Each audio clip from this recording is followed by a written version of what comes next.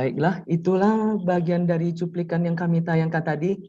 Sepertinya para peserta sudah tahu ya, siapa saja narasumber kita pada malam hari ini.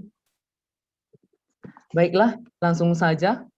Adapun narasumber kita pada malam hari ini merupakan seorang dosen dari Ekonomi Pembangunan Universitas Muhammadiyah Riau.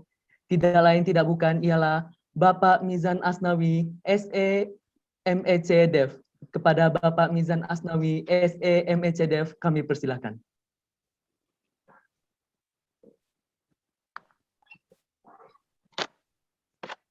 Baik, bismillahirrahmanirrahim. Assalamualaikum warahmatullahi wabarakatuh.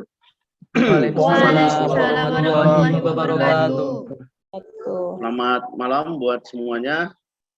Ini saya lihat ada Linawati Manurung ya, mahasiswa UMRI. Tadi ada siapa lagi yang bergabung ya? Baik, alhamdulillah malam ini kita bisa bertemu dan banyak bersyukur kita kepada Allah Tuhan yang Maha Esa.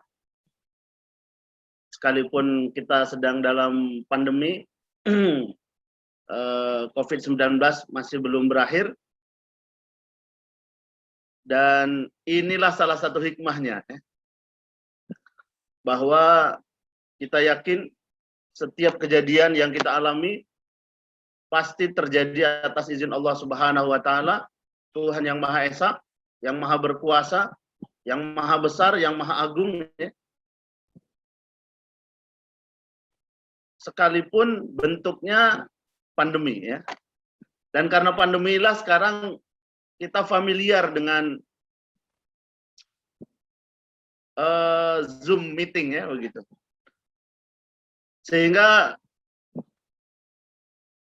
kita bisa bertemu dengan banyak orang di berbagai tempat,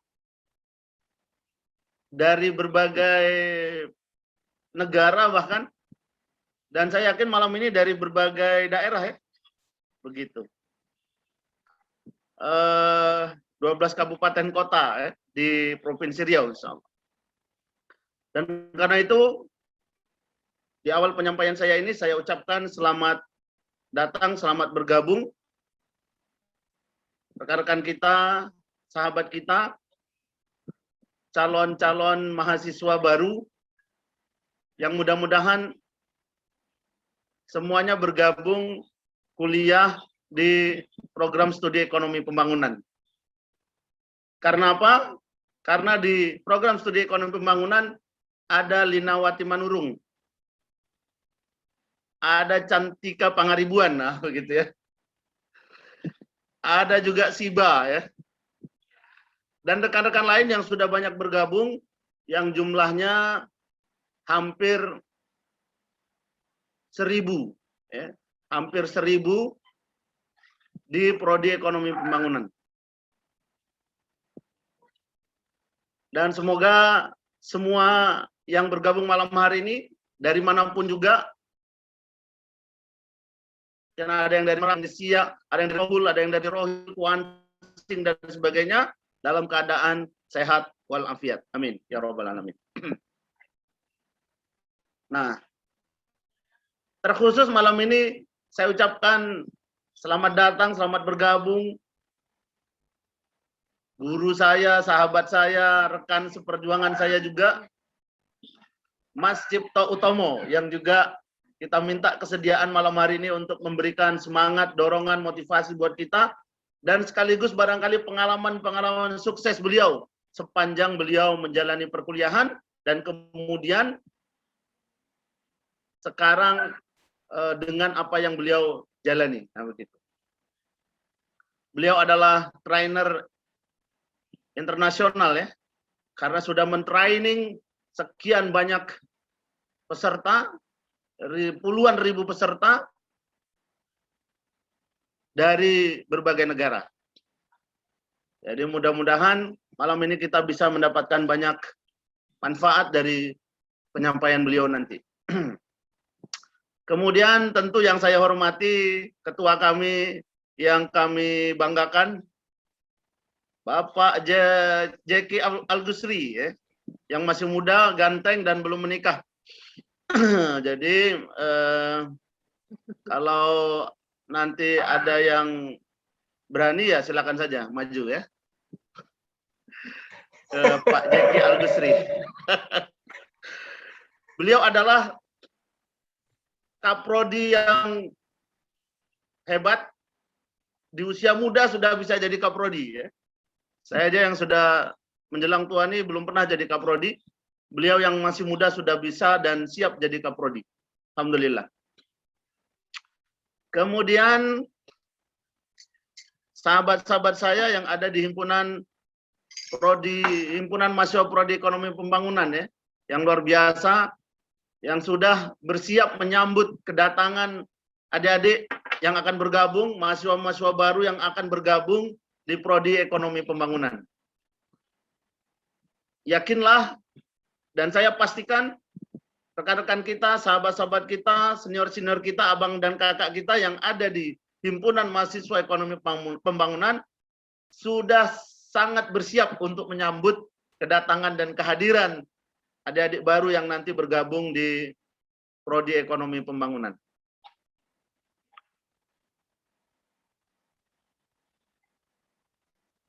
Kita memang masih dalam suasana pandemi, di mana orang merasa banyak kendala, banyak hambatan. Namun demikian tadi di awal sudah saya sampaikan bahwa segala sesuatu terjadi pasti ada hikmahnya. Bahkan dalam proses perkuliahan sekalipun. Ya, justru sekarang kita enjoy ya. Enjoy kenapa ya? Senang, bahagia kenapa? Karena kita cukup berada di rumah, tidak perlu datang ke kampus, tidak perlu ngekos, hemat 500.000 sebulan, karena bayar kos 500.000 sebulan paling murah ya kan. Bisa bersama keluarga, orang tua yang kita cintai, yang kita sayangi, adik kakak yang selalu ada di samping kita, tapi kemudian kita tetap masih bisa kuliah. Nah karena itulah kepada calon-calon mahasiswa baru yang insya Allah bergabung di ekonomi pembangunan, kami sampaikan, apapun keadaannya, bagaimanapun keadaan kita saat ini, tidak boleh menghalangi kita untuk kuliah. Kenapa? Karena kita belum pasti kapan pandemi ini akan berakhir. Pak, saya nggak usahlah sekarang kuliah, saya tunggu tahun depan. Apakah kita yakin tahun depan pandemi sudah berakhir? Allahu a'lam. Tapi yang pasti sekarang ini bagaimanapun kondisinya, prodi ekonomi pembangunan dan seluruh prodi yang ada di UMRI masih tetap melaksanakan proses pembelajaran sebagaimana biasanya. Bedanya kalau dulu belum ada pandemi COVID-19 kita offline di ruangan, kita bersibuk-sibuk, ada yang sambil kerja datang terlambat dan segala macam. Sekarang bahkan sambil kerja pun ya, Linawati ya, sambil kerja pun kita bisa sambil kuliah, bayangkan itu ya kan, ngeri nggak? Ya kan? Kita sambil kerja bisa sambil kuliah, bahkan mungkin kadang-kadang ada yang sambil tidur juga, ya kan? Jadi kalau lagi Zoom atau lagi Google Meet, videonya dinonaktifkan, itu entah kemana perginya. Ya, banyak kemungkinannya. Mungkin dia ngopi di warung, atau kemudian dia bantu orang tuanya, atau bahkan dia tidur-tiduran ya, nggak tahu kita. Tapi yang pasti dia hadir di sana. Jadi ini salah satu hikmah, ya kan? Salah satu hikmah adanya pandemi. Dan bahkan beberapa kali saya diundang seminar oleh Bank Indonesia. Bank Indonesia menyampaikan seharusnya kuliah seperti sekarang, kuliah online seperti sekarang ini, sebetulnya sudah disiapkan untuk dilaksanakan di Indonesia 5 tahun yang akan datang. Berarti sekitar tahun 2025. Tanpa ada pandemi sekalipun, tanpa ada COVID-19 sekalipun, kuliah online ini sudah akan dijalankan di Indonesia tahun 2025, 5 tahun ke depan. Tapi kemudian Allah Subhanahu wa Ta'ala, Tuhan yang Maha Esa, Maha Kuasa, mempercepat pelaksanaannya, ya kan? Nah, itu. Khususnya buat Indonesia, ya, yang kita sudah seminar berulang kali, industri 4.0, 4.0 ya kan, kemudian 5.0 itu kan digitalisasi, aktivitas dalam bentuk digital, aktivitas dengan fasilitas digital. Itu baru akan kita jalankan 2025, sementara negara lain sudah melaksanakan 10 tahun yang lalu. Artinya apa? Kita sudah sangat tertinggal. Nah, karena itulah Allah kasih Indonesia percepatan. Jadi dari rencana 2025, jadi kita laksanakan 2020 yang lalu. 5 tahun lebih cepat dari yang kita rencanakan. Kayak Semen Padang ya. Semen Padang itu tagline-nya apa? Kami sudah berbuat sebelum Anda memikirkan. Nah, begitu dia. Jadi dipercepat. Nah, karena itulah adik-adikku sekalian, calon mahasiswa baru, Anda tidak boleh berputus asa karena Allah sudah ingatkan wala tayasu mir rauhillah wala taqnatu mir rauhillah. Jangan pernah berputus asa dari rahmat Allah, dari rahmat Tuhan.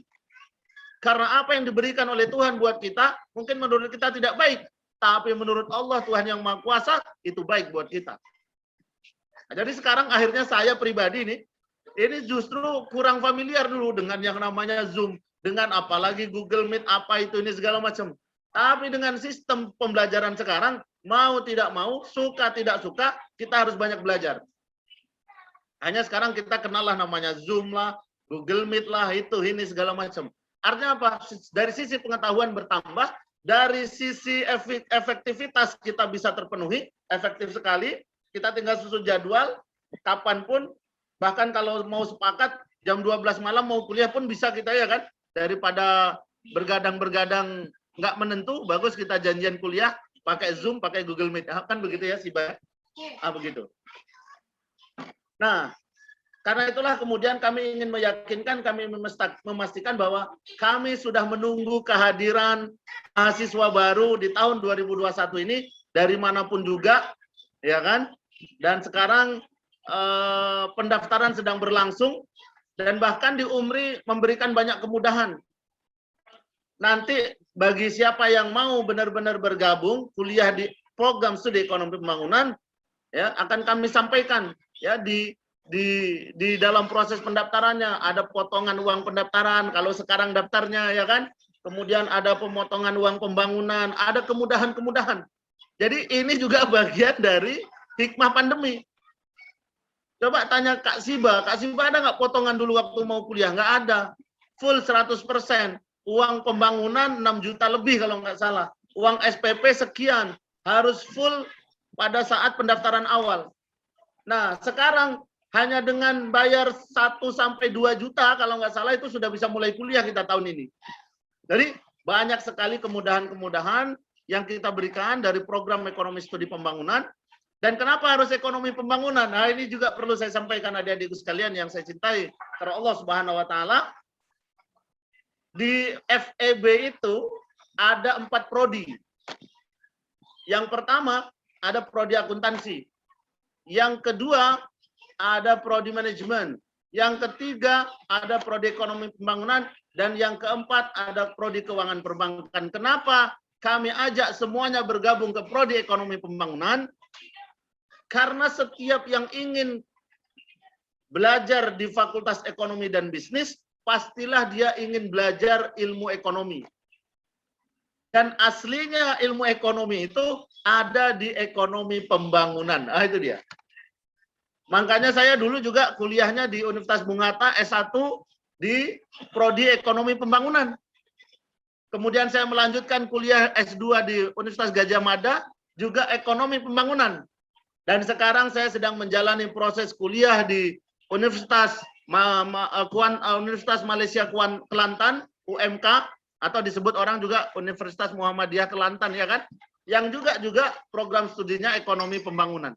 Kenapa? Karena kalau mau belajar ekonomi, ya di ekonomi pembangunan, tidak di prodi lain, tidak di EP, tidak di manajemen, tidak di akuntansi, tidak di KP, apalagi di teknik. Nah, begitu ya.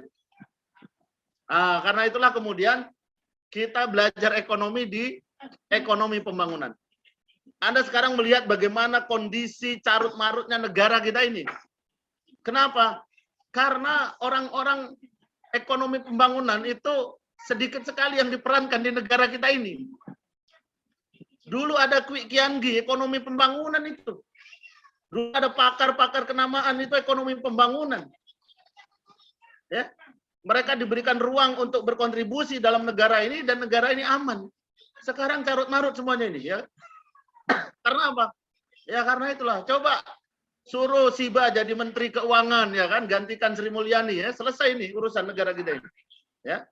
Suruh si Wendy ya kan jadi Menteri Koordinator Perekonomian, gantikan Erlangga Hartanto ya. Selesai negara ini ya kan. Ah begitu. Jadi adik-adikku sekalian dirahmati Allah yang saya cintai karena Allah, saya atas nama dosen Prodi Ekonomi Pembangunan sepenuh hati dan jiwa saya menyambut kedatangan adik-adik sekalian untuk kita sama-sama belajar di Prodi Ekonomi Pembangunan. Karena apa? Karena kalau kita ingin belajar ekonomi, maka disinilah tempat yang benar dan tepat buat Anda semuanya. Nanti di ekonomi pembangunan kita belajar tentang sejarah pemikiran ekonomi. Seperti apa sebetulnya munculnya ilmu ekonomi. Dan untuk apa, seperti apakah sebetulnya ekonomi itu. Nah, begitu ya. Coba tanya tuh sama teman-teman akuntansi. Atau tanya sama teman-teman manajemen kalau dia tahu. Nggak akan tahu mereka itu. Karena apa? Karena secara filosofis keilmuan ekonomi mereka nggak belajar. Tapi yang belajar ekonomi pembangunan. Nah itu makanya ayo bergabung sesegera mungkin di program studi ekonomi pembangunan. Nah, kalau sudah tamat mau jadi apa, Pak?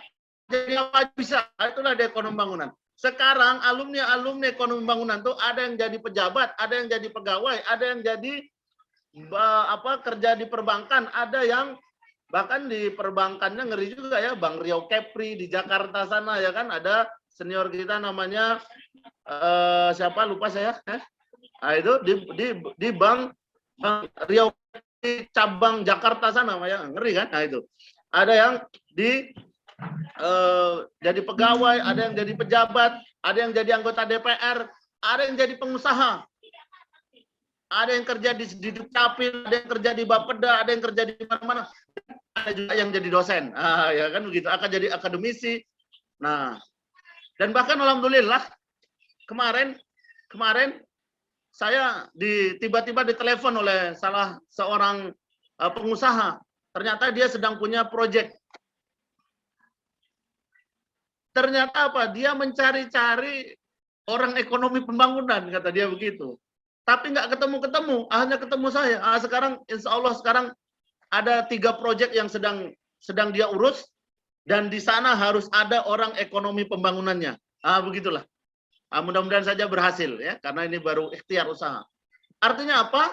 Artinya kita ini dibutuhkan oleh banyak orang begitu. Karena apa? Karena memang dari sisi jumlah masih sedikit. Di FEB itu akuntansi banyak ya, nomor 1, manajemen nomor 2, nomor 3-nya EP, nomor 4-nya KP, keuangan perbankan.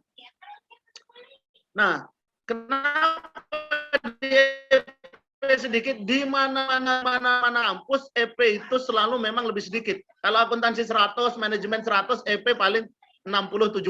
Itu udah mantap. Nah, karena dia sedikit, kenapa? Itu makanya EP itu langka dan banyak dicari orang. Kalau yang lain daftar ditolak, ngajuin lamaran kerja ditolak, ngapa? Udah numpuk semua di situ. Ya kan? Tapi kalau EP jarang-jarang. Orang butuh tapi nggak ada gitu. Permintaan banyak tapi penawaran sedikit. Jadi supply demand-nya, ini kan sudah masuk nih ilmu ekonomi jadinya kan. Supply demand-nya tuh belum seimbang. Ya. Demand-nya banyak tapi supply-nya masih terbatas. Nah, itulah kenapa kemudian ini alumni ekonomi pembangunan harus kita perbanyak. Nah, karena itulah tahun ini kita berharap ya kita hanya menerima, ingat ya, hanya menerima 90 orang mahasiswa baru prodi ekonomi pembangunan. Pak, kalau ada 91 gimana? Yang satu nggak kita terima, ya kan? Nah, dan sekarang sudah sekitar 30-an atau 40-an ya yang sudah mendaftarkan diri ke ekonomi pembangunan. Jadi kuotanya itu sudah semakin terbatas. Nah, karena itulah adik-adikku sekalian dirahmati Allah Subhanahu wa taala, segera bergabung mendaftarkan diri di program studi ekonomi pembangunan. Nah, jadi kalau pun sekarang masih pandemik, kita pastikan proses pembelajaran tetap berjalan, tetap berlangsung sebagaimana biasa. Dan dari program online ini insya Allah banyak kemudahan, termasuklah dalam hal pembiayaan. Jangan khawatir, Muhammadiyah itu punya 170 lebih perguruan tinggi se-Indonesia. Dan sekarang kita punya kontribusi besar, punya peran besar di negara ini untuk mencerdaskan kehidupan bangsa, dan karena itu kita memberikan kemudahan, terutama di musim pandemi ini, di mana katanya ekonomi sulit dan seterusnya.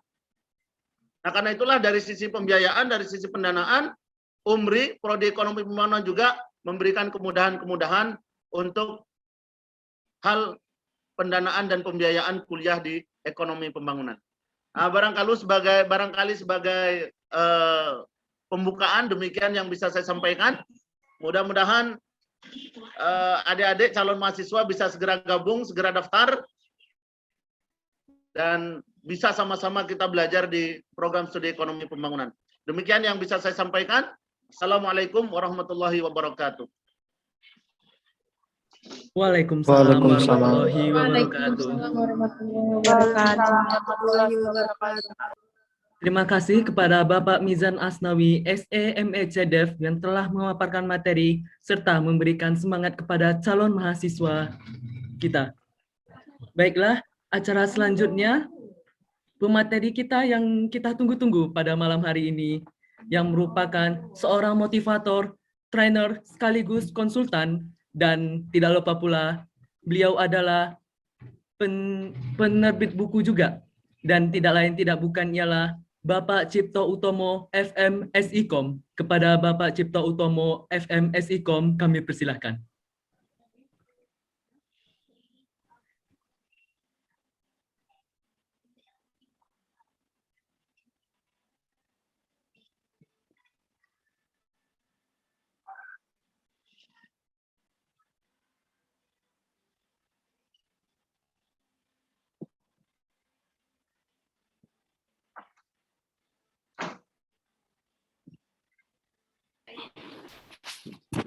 Assalamualaikum warahmatullahi wabarakatuh. Waalaikumsalam warahmatullahi wabarakatuh. Waalaikumsalam warahmatullahi wabarakatuh. Maaf karena baru bisa buka video ya. Sekarang baru saja tiba di rumah. Tadi perjalanan cukup panjang disertai hujan yang sangat deras. Tapi alhamdulillah ini tepat sekali sampai rumah pas sudah bisa pegang laptop ya. Oke, saya diberi waktu berapa lama ini? 30 menit, Pak. 30 menit ya?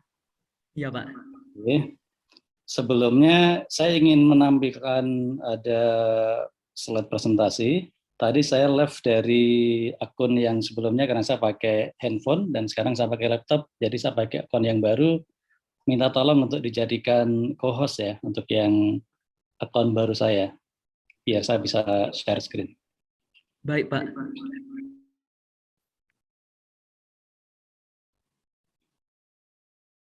Oke, baik.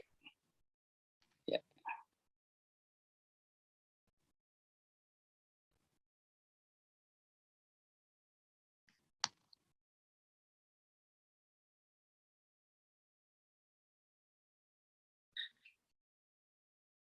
Oke, sudah nampak di layar masing-masing? Sudah, Pak. Sudah ya? Jelas, Pak. Oke, boleh dibaca apa judul materinya? Seni memegang kendali diri dan memenangkan kehidupan.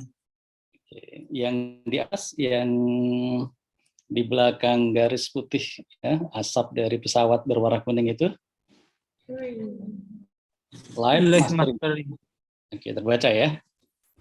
Oke, baik, terima kasih. Kita mulai. Bismillahirrahmanirrahim. Pertama-tama saya ucapkan terima kasih atas undangan dan kesempatan berbagi panggung. Ya sebenarnya tanpa saya pun ya tadi diborong sama Pak Mizan sudah selesai sebenarnya. Jadi terima kasih Pak Mizan ya. Ini sahabat saya ya, kami dulu pernah berjuang bersama-sama di Sumatera Barat dan alhamdulillah sampai sekarang juga masih berjuang bersama-sama ya di ranah yang berbeda tetapi tujuannya sama, Kemudian terima kasih juga kepada Pak Kaprodi, Pak Jeki ya. Kemudian kepada MC, kepada Ketua Panitia, dan terutama sekali kepada seluruh partisipan, ya seluruh mahasiswa maupun calon mahasiswa PUMRI yang akan belajar ilmu yang sangat keren, yaitu ekonomi atau studi ekonomi pembangunan.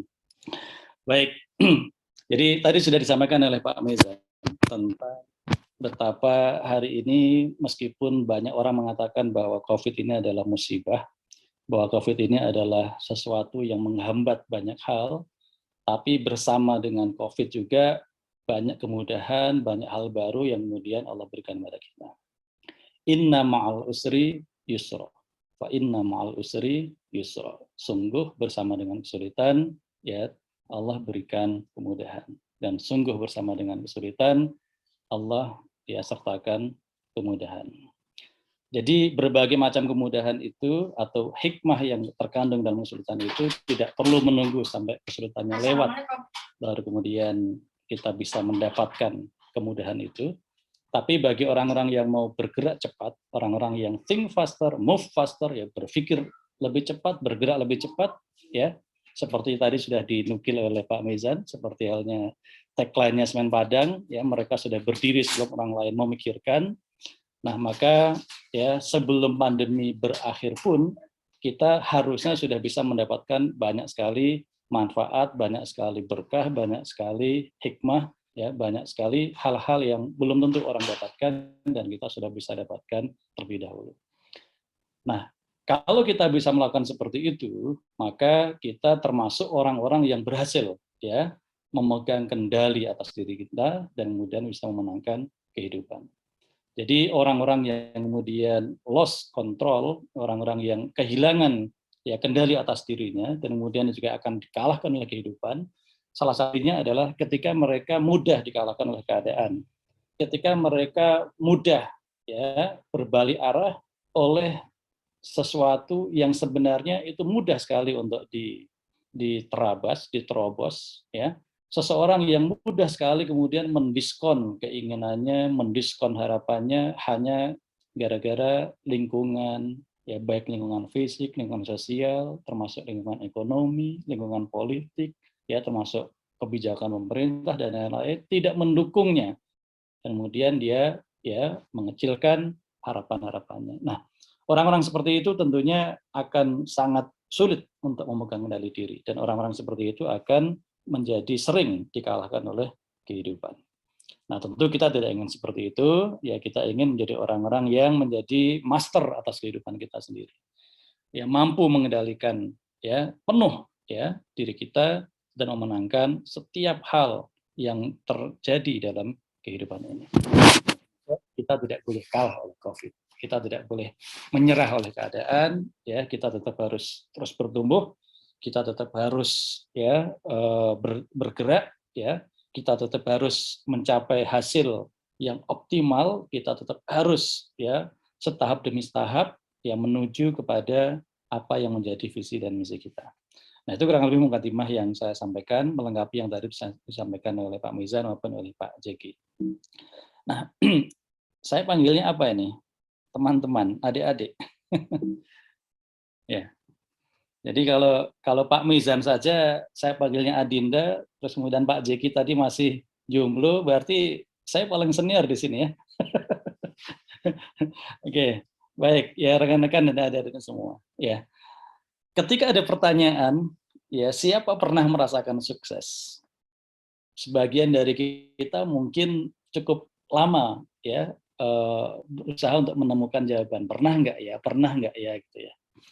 Kemudian ada orang yang mungkin bisa langsung dengan sigap menjawab, saya belum pernah merasakan sukses, saya ya sepertinya sudah ditakdirkan, digariskan oleh Allah itu, oleh Tuhan, orang yang selalu gagal. Atau ada juga orang yang dengan penuh kepercayaan diri, mengangkat jarinya dan mengatakan, saya pernah merasakan sukses. Nah, saya tidak tahu ya kalau pertanyaan ini diajukan satu persatu kepada seluruh peserta yang hadir pada malam hari ini, apakah jawabannya sama atau berbeda-beda. Tapi saya yakin pasti lebih banyak yang berbeda daripada yang sama. Nah, poinnya adalah saya ingin ya kita pada malam hari ini ya saat ini juga berani mendeklar bahwa siapapun kita yang hadir di Zoom meeting pada malam hari ini adalah orang-orang yang telah pernah Allah berikan kesempatan untuk sukses. Artinya, jawaban atas pertanyaan ini, jawabannya ya kita anggap harus sama semua, yaitu pernah. Nah, kenapa ini penting? Sebab ya hidup ini kalau kita teliti sebenarnya adalah pengulangan dari berbagai hal yang itu terus berulang-ulang, hanya mungkin bentuk ya dan wujudnya yang berbeda-beda. Ya contoh ya Pak Mezan ya usianya mungkin sekarang udah kepala 4. Selama 40 tahun hidup, cerita kehidupan yang dirasakan, yang dialami tentunya banyak sekali. Yang kalau ditulis tidak cukup ya 1 buku, bahkan mungkin 10 buku juga tidak cukup. Tapi dari sekian banyak cerita itu, mungkin ratusan, mungkin ribuan, mungkin belasan ribu cerita, kalau diklasifikasikan sebenarnya itu mengerucut pada 2 hal. Kalau tidak tentang cerita kesuksesan adalah cerita kegagalan. Kalau tidak tentang cerita kebahagiaan adalah cerita ya kesedihan. Kalau tidak tentang kemenangan ya tentang kekalahan. Cerita kehidupan kita ya berulang-ulang antara 2 itu. Kalau nggak menang kalah, kalau nggak sukses gagal, ya kalau nggak bahagia ya sedih. Nah, kalau kita kalkulasi yang sudah terjadi, mungkin di antara kita ada yang imbang, ya, imbang. Jumlah menangnya sama dengan jumlah kalahnya, jumlah suksesnya sama dengan jumlah gagalnya. Ada juga yang mengatakan saya lebih banyak gagalnya daripada suksesnya, saya lebih banyak kalahnya daripada menangnya. Apapun jawaban itu yang kemudian ya kita menangkan dan kemudian kita pasang dalam kepala kita, saya adalah orang yang Allah takdirkan lebih sering menang daripada kalah, maka kemungkinan yang akan berulang dalam kehidupan berikutnya adalah menangnya. Tapi ketika kemudian kita sudah menyimpulkan bahwa saya merasa Tuhan sudah menakdirkan saya sebagai orang yang selalu kalah, orang yang selalu sial, orang yang selalu gagal, maka ketika itu kita ambil sebagai jawaban, kemudian kita menangkan dan kita taruh di paling atas ya permukaan pikiran kita, maka kemungkinan yang akan terus berulang adalah kegagalan, kekalahan, ya sial dan sebagainya. Nah, kenapa ini saya sampaikan? Ya, sebab ada orang yang begitu bergembira dengan adanya pandemi. Ada orang yang begitu menikmati betul dalam tanda kutip ya, bahkan bisnisnya jauh lebih sukses dibandingkan sebelum pandemi. Ya, sementara ada orang yang berdarah-darah, bahkan bisnisnya ambruk dan kemudian sedih-sedihnya, berduka seduka-dukanya dan kemudian mengutuk, ya bahkan kemudian menyalahkan diri bahwa saya berada di tempat yang tidak tepat hari ini. Bisnis saya berada di tempat yang tidak tepat hari ini.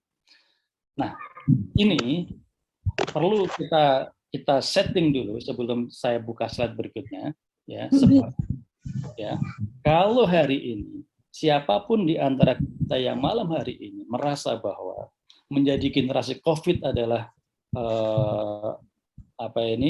menjadi generasi COVID adalah pilihan yang buruk, ya sesuatu yang ya semestinya nggak terjadi pada saya gitu ya.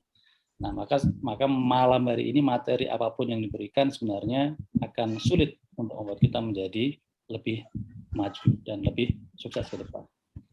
Tapi jika malam hari ini ya semua berkesimpulan bahwa COVID ini hanya menjadi sebuah ujian yang kalau saya lulus dengan ujian ini, maka Allah akan meninggikan derajat saya, Allah akan memenangkan saya, Allah akan membuat saya naik kelas, dan saya akan mendapatkan kesuksesan yang lebih besar sebagaimana ya kesuksesan yang dulu pernah saya rasakan atau yang dulu pernah Allah berikan kepada saya sebelumnya. Nah, kalau ini yang menjadi keputusan kita, ya, maka slide berikutnya ini akan sangat membantu sekali.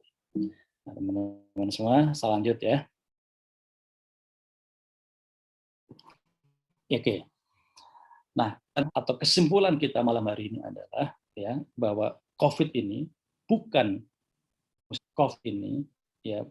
juga sebagai hukuman atas kesalahan-kesalahan kita adanya, tapi COVID adalah murni ujian yang Allah timpakan kepada kita, maka inilah kesempatan yang sangat luar biasa untuk mengasah diri kita.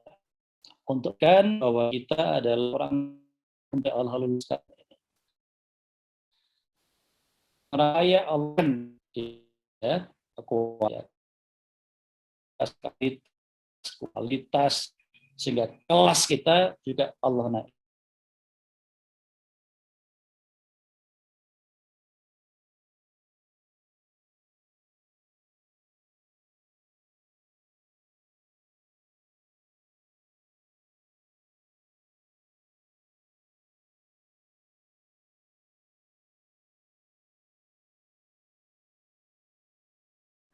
Baiklah, kepada para peserta yang hadirin pada malam hari ini, sepertinya dari Bapak Cipto Utomo FMS Hikom adanya terkendala teknis. Mohon bersabar dulu kepada para peserta. Ya, kita tunggu sebentar ya. Ya.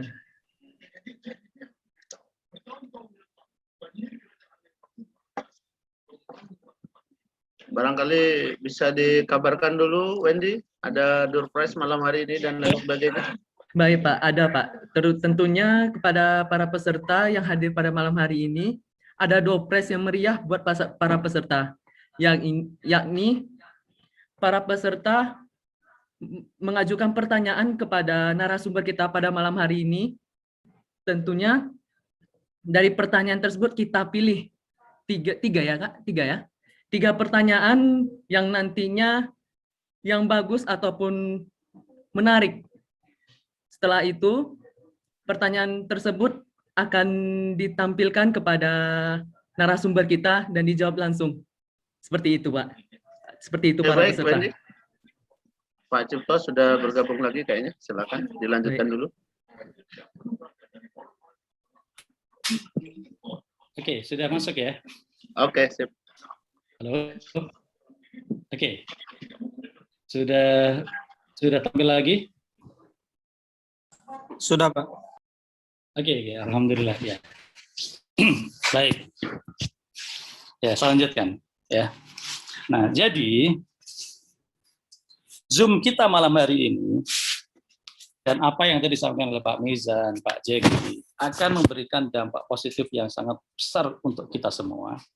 Itu bergantung pada bagaimana kita memandang ya pandemik atau COVID-19 ini.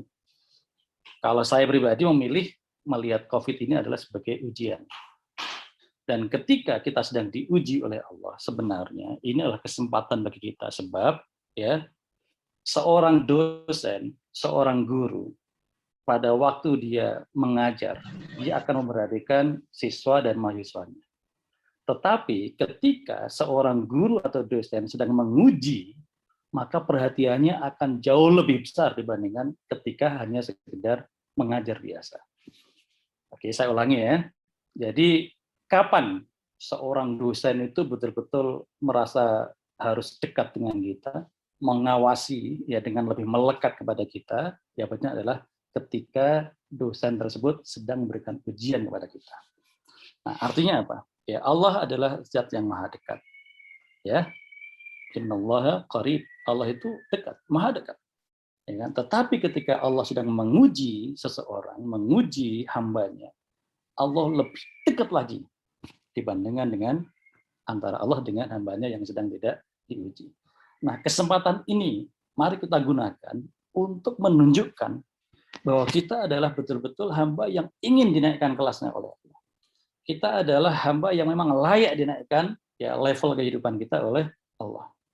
Dan ini kesempatan yang baik untuk apa? Untuk mengasah diri kita, ya, untuk menunjukkan pada Allah bahwa ya Allah, ya, dengan pandemi COVID ini tidak menghalangi saya untuk tetap berinvestasi pada leher ke atas saya. Di pandemi ini, ya, meskipun banyak orang kemudian ya orientasinya adalah bagaimana agar tetap survive, yang lapar tetap bisa makan, yang kehilangan pekerjaan gimana caranya dapat pekerjaan, yang kemudian batal menikah gimana caranya tetap harus bisa menikah.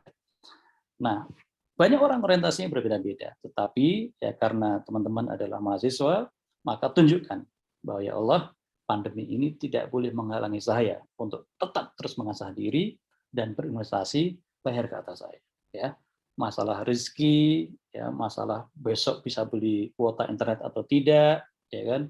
Besok ya apakah orang tua masih bisa tetap ngirimi uang kuliah? Ya meskipun kata Pak Mizan nggak ada tuh uang apa itu bukan uang kuliah ya, uang bulanan untuk bayar kos-kosan karena kan rata belajarnya di rumah gitu ya. Uang karena tetap ada kan. Nah, itu semua udahlah wakal Allah. Karena ketika kita keinginan baik dan kemudian kita tetap istiqomah dengan keinginan baik itu dan kita tetap dalam keadaan yang baik, tetap menghargai Allah, maka hal-hal ada yang baru itu akan Allah bantu dengan penyelesaian yang tuntas. Nah, teman-teman semua, ya adik-adik dari UMRI, mari tetap ya tumbuhkan diri kita, find out the giant.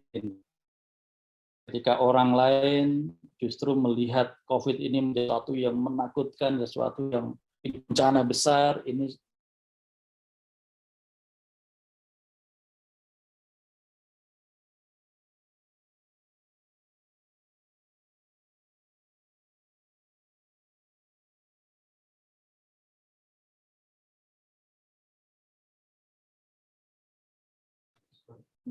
Iya. Baiklah, kepada para peserta harap menunggu ya. Sembari menunggu, saya akan menginformasikan kembali. Mungkin sambil Bapak menjelaskan, mana tahu ya teman-teman ada pertanyaan. Baik, Bapak Cipto Utomo sudah masuk. Silakan Pak, dilanjutkan Pak. kita masuk lagi. Ya, baik. Ya, Pak.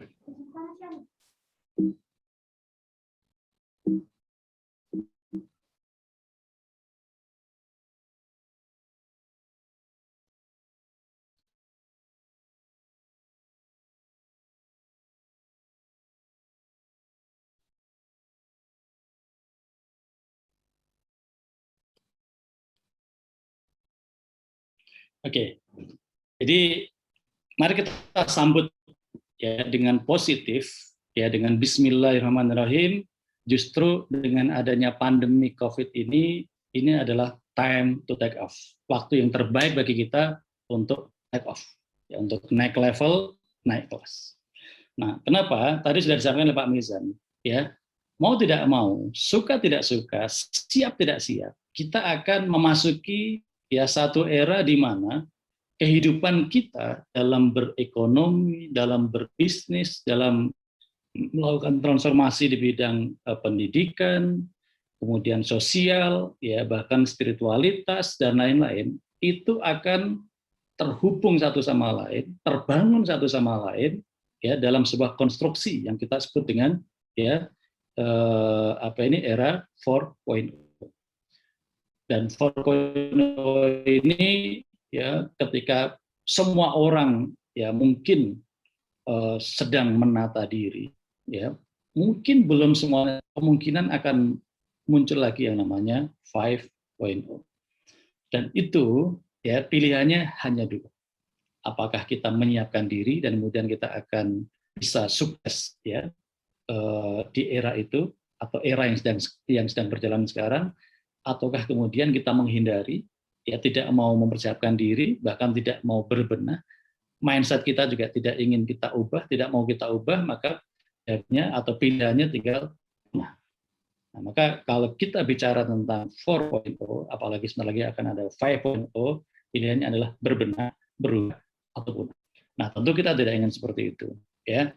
Apalagi panggilan yang luar biasa ini sedang di dengan sangat kencang sekali. Tadi Pak Mizan sudah mengatakan kita ini punya banyak politisi, tapi politisi yang negarawan itu sangat sedikit. Mungkin ekonom kita pun juga sebenarnya banyak, ahli ekonomi kita juga banyak, ya. Tapi ekonom, ahli ekonomi yang kemudian betul paham dengan keilmuannya dan punya jiwa kenegarawanan ternyata tidak banyak.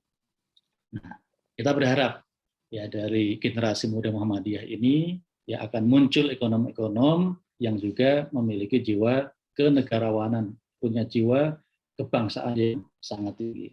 Demikian, ya dari beberapa diskusi yang sering kami adakan di Jakarta, ya contoh saya sering diundang ke Lemhanas, ya kemudian kami sering diskusi dengan teman-teman di Kemenhan.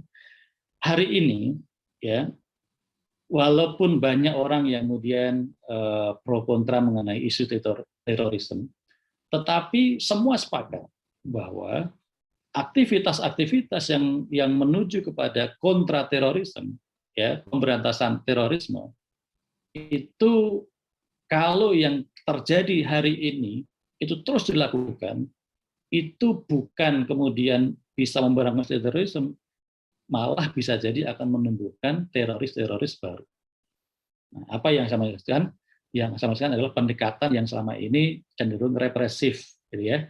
Jadi gerakan itu dilawan dengan sporadik, dengan fisik, kemudian ya ada penangkapan, pemenjaraan, kemudian ada penganiayaan dan lain-lain. Ini justru akan menimbulkan aksi-aksi yang bisa jadi lebih membahayakan.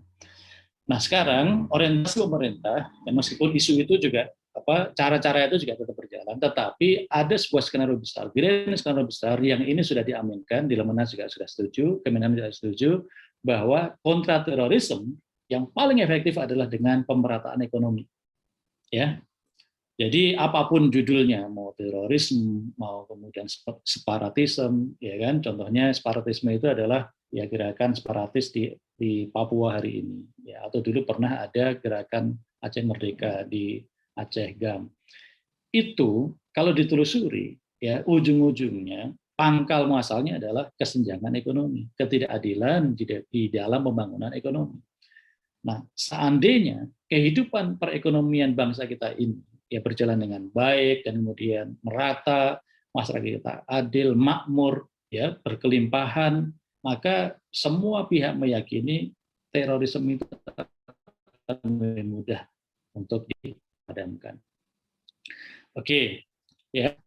Nah, hari ini kita anggap orang yang sedang belajar ya di kampus ya Muhammadiyah Rio lagi belajar ilmu ya ekonomi bangunan. Ini adalah bisa dibilang ya kalau saya pribadi berharap aset-aset masa depan yang akan menjawab kebutuhan akan tadi.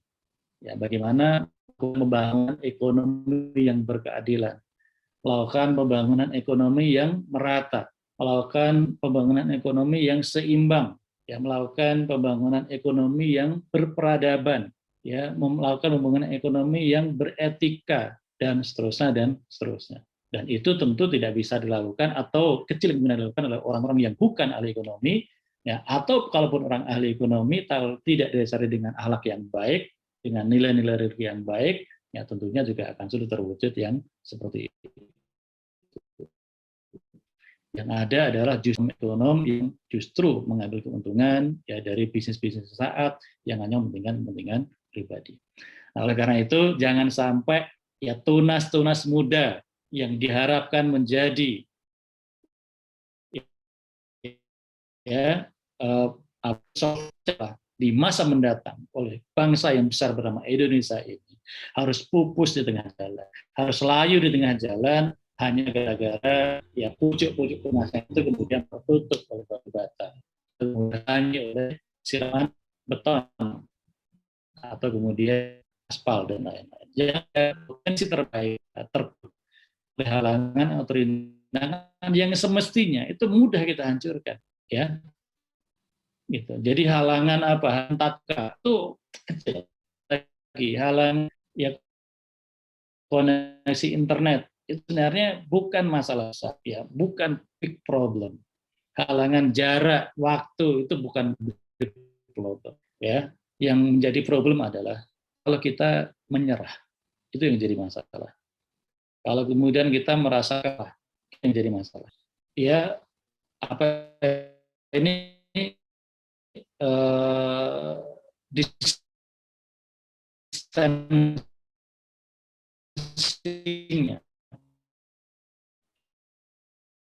ya, jarak yang kemudian harus kita jaga. Tapi yang di masalah adalah bertumbuh. Itu yang menjadi masalah.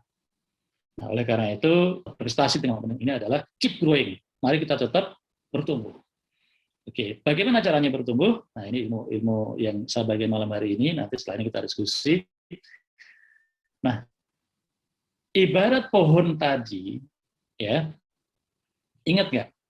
Pucuk-pucuk tanaman yang tertutup batu bata atau tertutup paving block, ya, atau tertutup permukaan aspal atau beton, yang kemudian mampu meretakkan, ya, mampu mendobrak dan memecahkan batu bata, paving block atau beton atau aspal itu adalah pucuk-pucuk tanaman yang lembut.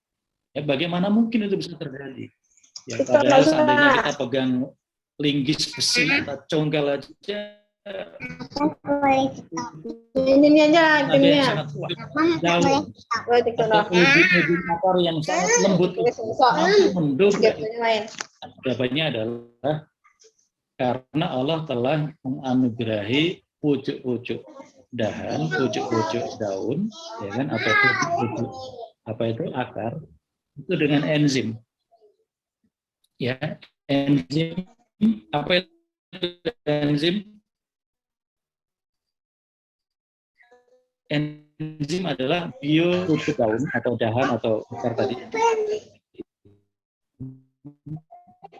Itu dalam kemudian sifat buat sebuah reaksi kimia, ya, yang ketika reaksi kimia itu berlaku pada unsur-unsur logam atau mineral yang ada di dalam struktur batu, ya kan, atau aspal atau apa itu tadi, paving block atau beton, maka terjadi korosif, terjadi korosi, ya, maka itulah yang kemudian membuat benda atau material yang padat itu kemudian menjadi lembek dan pucuk-pucuk tanah itu kemudian bisa menyembul ke permukaan. Nah, itu kalau tanaman.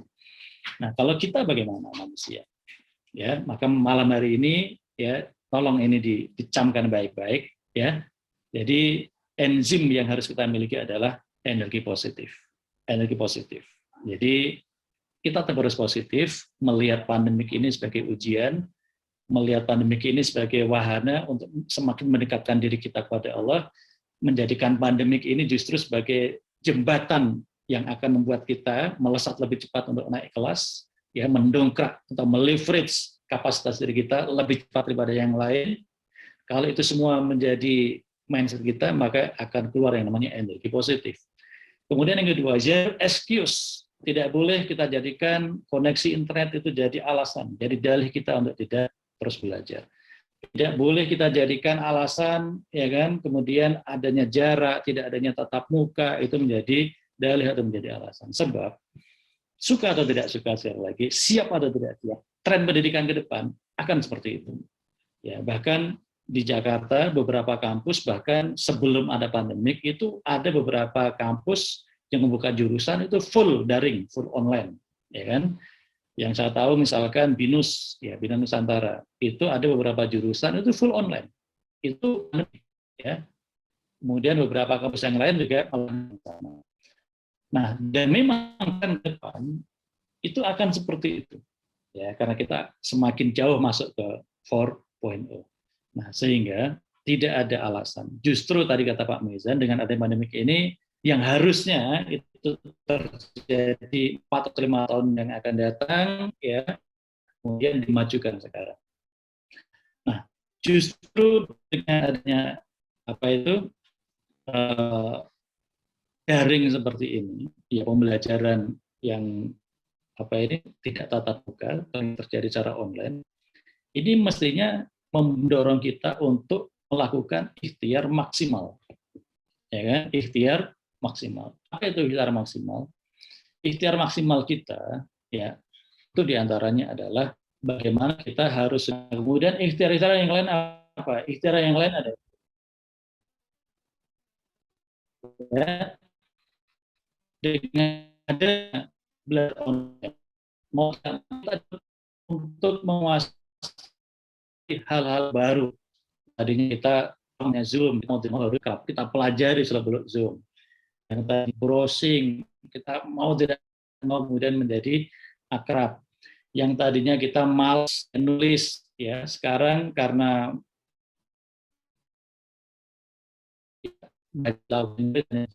online, kita mau tidak mau belajar nulis, ya kemudian membuat video yang tadinya kita ya merasa bahwa nggak ada hubungannya belajar ekonomi dengan misalkan teknik video making atau video editor, ya dan lain-lain. Hari ini kita belajar itu semua. Nah, justru kita menjadi ekonomi, ya, alumni COVID, ekonomi yang pintar nulis, kemudian lagi ya kan desain meskipun sederhana, kita minimal bikin PowerPoint, ya kemudian apalagi bisa bikin video, apalagi melek teknologi, apalagi plus. Nah ini kalau kita maksimalkan, ini akan membuat kita menjadi sarjana plus. Yang belum tentu kalau tidak ada pandemi ini kita mau melakukan itu semua. Nah ini tentunya adalah benefit yang kita bisa dapatkan, justru syukuri. Nah itulah enzim yang harus kita miliki. Zero excuse, ikhtiar maksimal. Maka ketika enzim ini kita miliki, apapun yang menjadi halangan itu tidak boleh menjadi halangan. Justru kita jadikan sebagai sarana untuk kita menjadi lebih fokus lagi. Ingat, ya fokus itu adalah start from the end. Yang penting adalah tujuan akhir dari kita belajar di UMRI ini apa? Tujuan akhir dari kita belajar program studi ini apa? Ya kan? Cita-cita terbesar kita apa? Oke. Nah, kalau kemudian hari ini situasinya ya tidak kondusif, ya tadi kita ambil enzim yang tadi kita sudah bahas itu, dan kemudian sumber daya yang mungkin makin terbatas ini ya kita maksimalkan, ya kita kerucutkan, kita fokuskan, maka apa-apa ketika fokus ya itu akan memberikan dampak atau energi yang lebih besar dibandingkan kalau tidak kita fokuskan. Jadi matahari ini menyinari sekitar. Ya, kan? Tapi mati dengan intensitas yang cukup terang. Tapi sinar matahari yang sama ketika ditampung saat ini fokus yang maka ya, titik api inilah yang bisa membuat terang ini terbakar. Nah, oke, jadi teman-teman semua, mari kita belajar untuk fokus, belajar menjadi lebih dewasa, belajar untuk menjadi pribadi-pribadi yang tanggung jawab. Jadi insan yang berani mengatakan sesuatu terjadi atau tidak terjadi yang baik atau tidak dengan baik itu bukan karena koneksi internet, bukan karena tidak, bukan karena belajar daring, ya kan? Jadi ada orang yang makin sukses gara-gara COVID, ada orang yang terpuruk gara-gara COVID, itu pilihan. Ada orang yang kemudian menjadi take off, ya, meroket, ya, gara-gara COVID, ada orang yang tekor gara-gara COVID, itu juga adalah pilihan. Oke. Artinya kalau COVID harusnya tidak ada orang yang meroket, semuanya tekor. Kalau COVID itu masalah, harusnya tidak ada orang yang kemudian take off, semuanya ya tetap di runway, nggak ada yang terbang. Faktanya ada yang terbang. Artinya bukan karena COVID-nya, bukan adanya, tapi karena pribadi-pribadi yang menjalaninya. Nah, itulah makna dari tanggung jawab. Oke. Nah, jadi teman-teman semua, let's talk about it. Kita jauh lebih besar daripada COVID ini. Dan akhir dari pembelajaran ini jauh lebih besar. Dan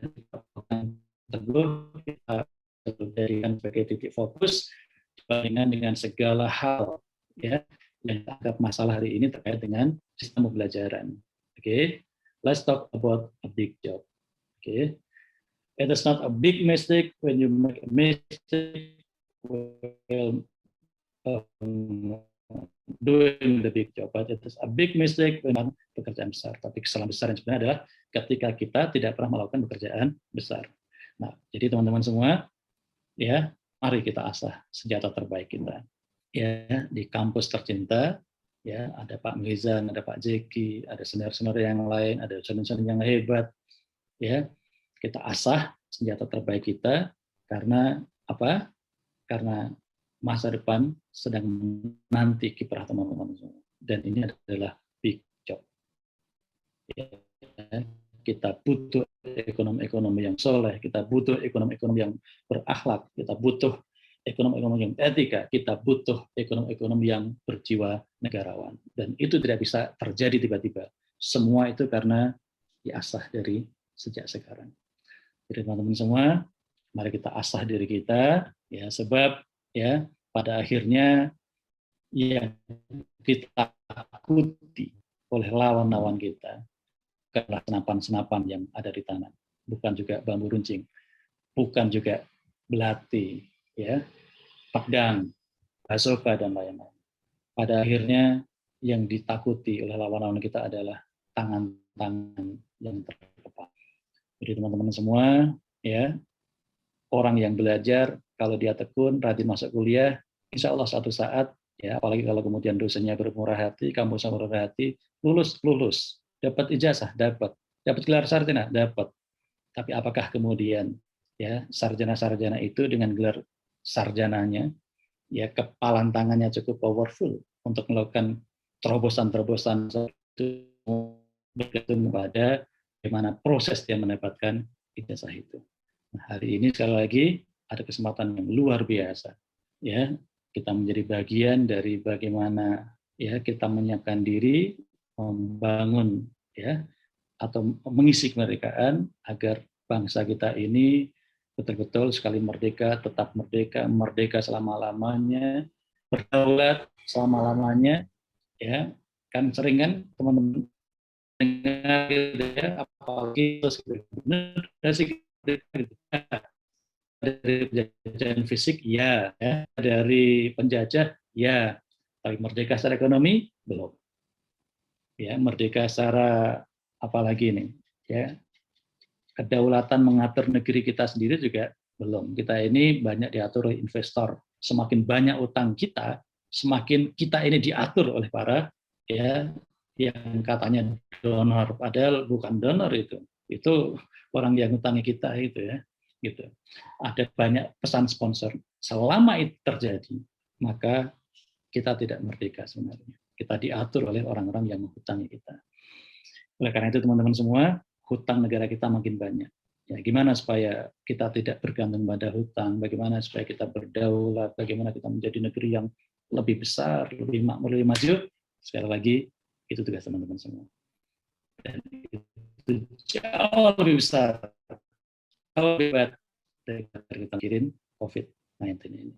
Ya, dan kalau kita, ya, sampai terlepas dari melihat itu, dan kita kemudian hanya fokus melihat COVID-nya, melihat tantangan-tantangan belajar online, maka kita kalah. Kita kehilangan kontrol atas diri kita, ya, dan kita akan gagal mengendalikan diri kita sendiri. Oke teman-teman, hari ini Umri sedang menanam manusia. Kenapa? Sebab Umri Muhammadiyah tadi saya gemetar sekali ketika mendengarkan lagu Sang Surya, ini luar biasa, ya. Jika ingin menanam untuk 1 tahun, tanamlah gandum. Jika untuk 10 tahun, tanamlah pohon. Jika untuk ratusan tahun, tanamlah manusia. Tadi Pak Mizan sudah menyebutkan alumni-alumni Umri sudah ada di sini. Itu sekarang. Tapi saya berdoa mudah-mudahan alumni Umri, insan muda Muhammadiyah suatu saat akan menjadi menteri ekonomi. Jika perlu presiden kita, Menko perekonomian kita, itu. Ya, kalau perlu nanti Bank Dunia, ya kan, direktur eksekutifnya alumni Umri. Amin. Oke, terima kasih. Semoga bermanfaat dan kita lanjutkan diskusi. Assalamualaikum warahmatullahi wabarakatuh. Waalaikumsalam.